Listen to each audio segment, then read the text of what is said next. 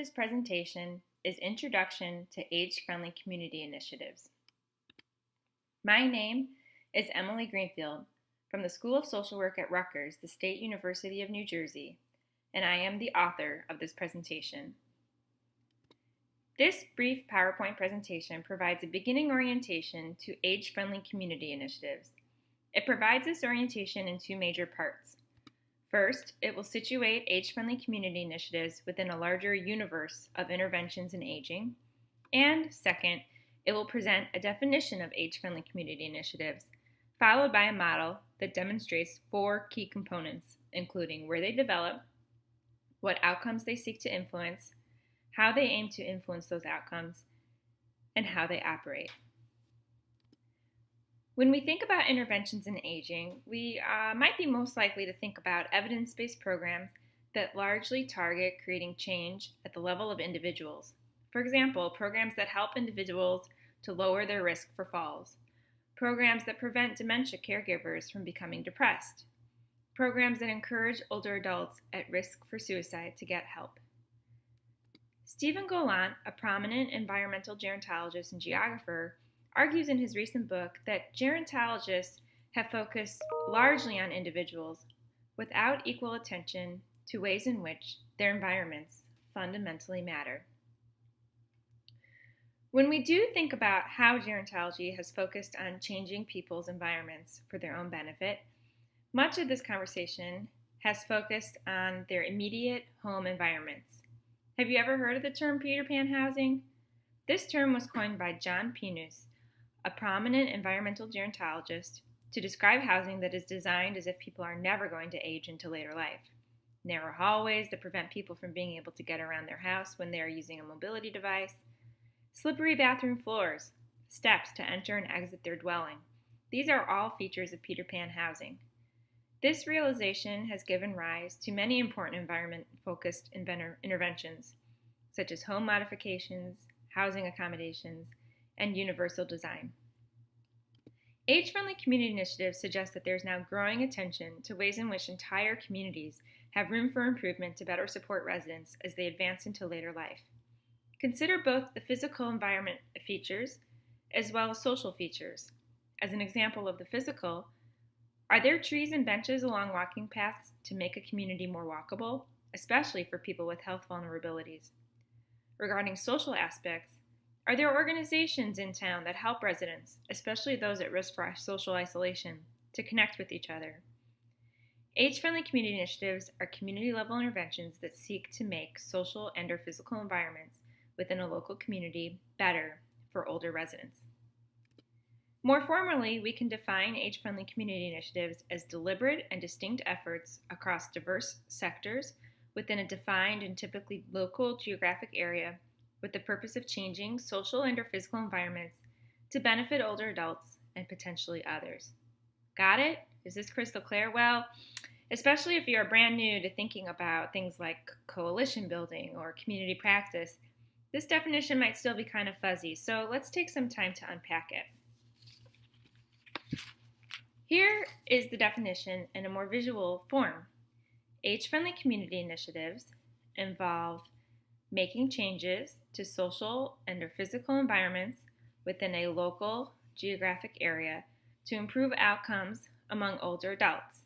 These changes are typically made through collaborations and partnerships. Let's go a little more in depth with each of these components in the subsequent slides. Let's begin by developing a better picture of where age-friendly community initiatives actually take place. Most typically, the initiatives develop within and for a defined local geographic area. These are truly place-based initiatives. Their areas are typically smaller than catchment regions that might be in effect for county entities, state entities, and national entities. For example, a county agency might oversee issues within the entire region. An age-friendly community initiative within that county would focus especially within a municipality or perhaps a cluster of municipalities. Depending on the initiative, a catchment area can be quite large for age-friendly community initiatives. Here are some examples of large cities in the United States that have developed age-friendly community initiatives, such as San Francisco, Denver, New York, Washington, D.C., and Portland, Oregon. This is not to say, though, that age-friendly community initiatives do not develop within smaller areas, such as small municipalities or towns. For example, Auburn Hills, Michigan, which has just over 20,000 people and is part of the larger Detroit metro area, has an age-friendly community initiative, as well as Bethel, Maine, which has just over 2,000 people. Age-friendly community initiatives seek to enhance social and/or physical environments at the level of communities. So what do we mean by at the level of communities?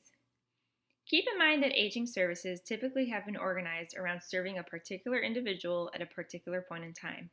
For example, care management, home-delivered meals, transportation assistance, medical services. These are all types of services that are targeted to individuals in need.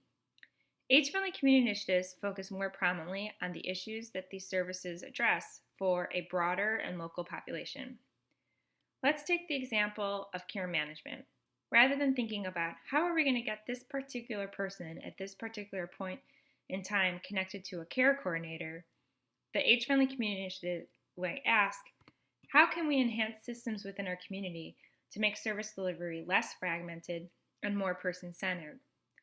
Let's take another example of an individual who needs a ride because they no longer drive their own personal vehicle. Age-friendly community initiatives might address the question of how we can facilitate more and better choices around mobility for all. An action plan around this issue might include several components, such as supporting the development of a private non-for-profit organization that provides one-on-one rides through volunteers. How about revisiting policies around a municipal shuttle that operates locally? An initiative might also further connect with the county to try to make county available services more usable for their residents. It's important to note that age-friendly community initiatives seek to make these changes at the community level through collaborations and partnerships.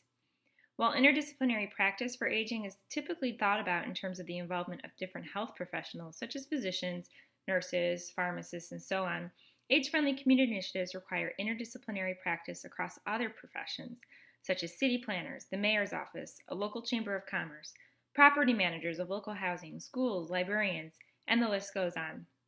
But of course, there's something missing from this list. That is, older adults themselves. Age-friendly community initiatives provide a platform for older adults to affect change within their own communities.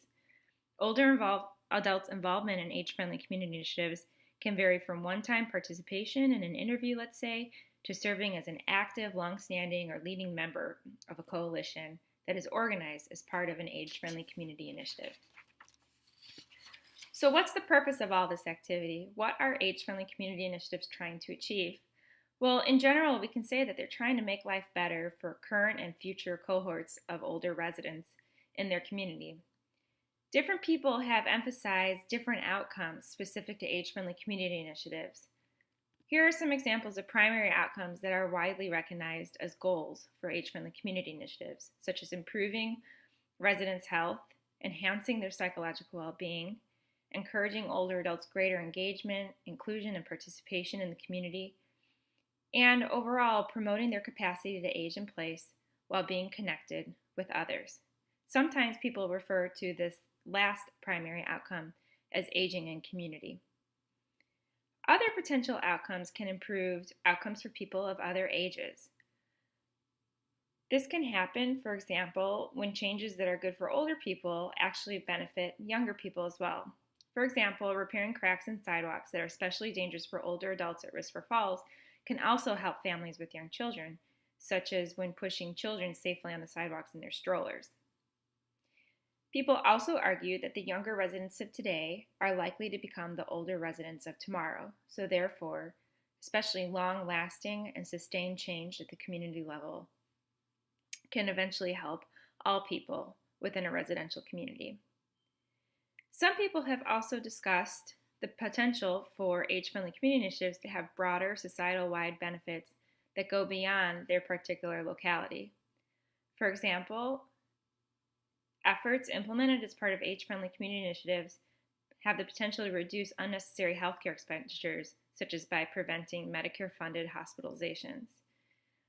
Initiatives might also have a Me Too effect, where changes in a policy, let's say in one locality, inspire other localities to do the same.